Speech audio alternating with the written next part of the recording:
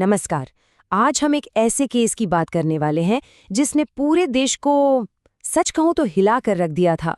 एक ऐसा मामला जो सुलझा हुआ लग रहा था लेकिन असल में अनसुलझा ही रह गया। ये कहानी है आरुषि तलवार केस की। जरा सोचिए, 2013 में एक माता पिता को अपनी ही बेटी की हत्या के लिए दोषी ठहराया जाता है और उन्हें उम्र कैद की सजा हो जाती है। और फिर ठीक 4 साल बाद 2017 में उन्हें सभी आरोपों से बरी कर दिया जाता है। एक ही केस, दो बिल्कुल अलग फैसले। तो सवाल यही उठता है ना, कि आखिर ये फैसला इतनी बुरी तरह से पलटा कैसे? चलिए इस उलझी हुई कहानी को परत दर परत समझने की कोशिश करते हैं। सबसे पहले उस फैसले पर चलते हैं जिसने सबको चौंका गया था। जब 2013 में निचली अदालत ने माता पिता को दोषी पाया तो ज्यादातर लोगों को लगा कि बस अब इस केस का चैप्टर क्लोज हो गया है।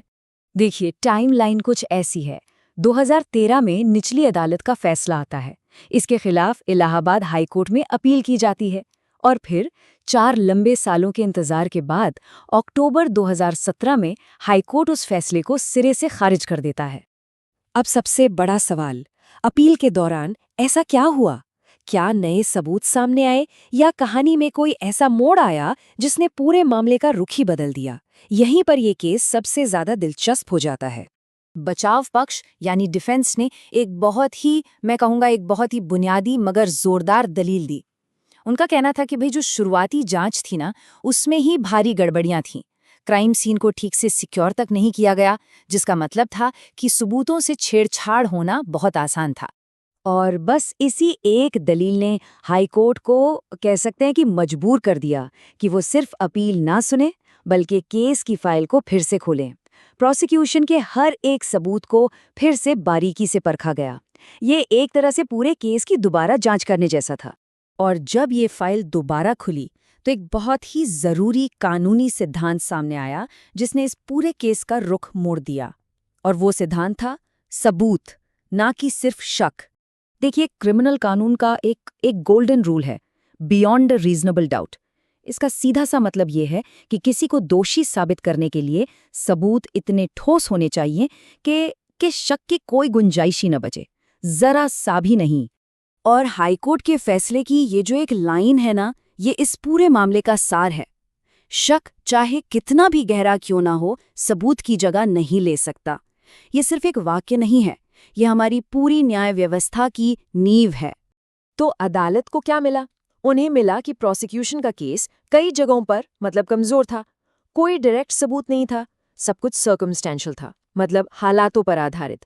और जो सबूतों की कड़ी होती है ना, जिसे चेन ऑफ एविडेंस कहते हैं, वो कई जगह से टूटी हुई थी। एक मजबूत कहानी जो शक से परे हो, वो बन ही नहीं पाई। तो इन सब वजहों का नतीजा क्या निकला? नतीजा था बरी होना। अब बात करते हैं उस दिन की जब फैसला आया और उसके बाद क्या हुआ। तारीख थी 12 अक्टूबर 2017। इलाहाबाद हाई कोर्ट में माता पिता को सभी आरोपों से बरी कर दिया और इसी के साथ ये लंबी कानूनी लड़ाई खत्म हुई। लेकिन इस कानूनी जीत के पीछे एक बहुत बड़ी कीमत चुकाई गई थी। निर्दोष साबित होने से पहले उन्होंने अपनी जिंदगी के 4 साल जेल में गुजारे थे। सोचिए, पूरे 4 साल। अदालत का फैसला तो आ गया, लेकिन समाज की अदालत में बहस अभी शुरू हुई थी, क्योंकि अब एक बहुत बड़ा और सच कहूं तो परेशान करने वाला सवाल सबके सामने था। इस फैसले ने देश को फिर से 2 हिस्सों में बांट दिया। एक तरफ वो लोग थे जिनका मानना था कि चलो आखिरकार इंसाफ हुआ, तो दूसरी तरफ वो लोग थे जो कह रहे थे कि अगर माता पिता कातिल नहीं है तो फिर असली कातिल कौन है? क्या वो आजाद है?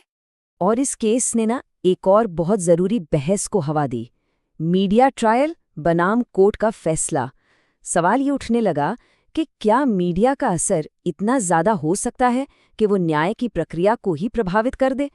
और आखिर में हम घूम फिरकर उसी एक सवाल पर वापस आ जाते हैं जहां से सब कुछ शुरू हुआ था। अगर माता पिता बेगुनाह थे तो आरुषि तलवार का कातिल कौन था? ये वो सवाल है जिसका जवाब आज तक नहीं मिला, और शायद यही इस पूरे मामले की सबसे बड़ी ट्रेजेडी है।